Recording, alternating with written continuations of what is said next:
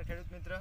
આજે જયંતિભાઈ સુથારના પ્લોટે કળશ કંપનીનું યલો સનશાઇન વેરાયટીનું વાવેતર ફૂલનું કરેલું છે। તો આપણે જયંતિભાઈને પૂછીએ કે યલો સનશાઇન વેરાયટી કળશ કંપનીની એ કેવી વેરાયટી અને એનું પ્રોડક્શન કેવું મળે છે, એનું વજન કેવું નીકળે છે, એ વેરાયટીની ખાસિયત શું છે એ જયંતિભાઈ આપણને જણાવશે। જયંતિભાઈ, આ કળશ કંપનીની વેરાયટી તમે વાવી છે એ કેવું રહ્યું તમારા વાવેતરમાં? કળશ કંપનીનું જે યલો સનશાઇનનું વાવેતર કરેલું છે એમાં આપણને સારું છે, કેમ કે આ વખતે મેં 2500 રોપાનું ફૂલનું વાવેતર કર્યું છે। 2500 રોપાની અંદર 1000 રોપા કળશનું સનશાઇન છે અને 1500 રોપા બીજી કંપનીનું આપણે વાવેલું છે।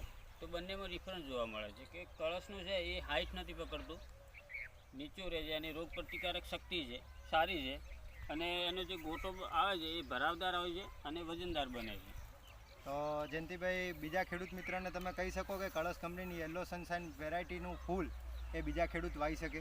હા, બીજા ખેડૂત વાવી શકે, કેમ કે આમાં મેન ફાયદો કે ચોમાસા અને ઋતુમાં જે ફૂલનું વાવેતર કરવાનું હોય ને તો આ જ કરાય, કેમ કે એની હાઇટ ઓછી આવે છે તો વાવાઝોડામાં પડવાની કોઈ સંભાવના રહેતી નથી।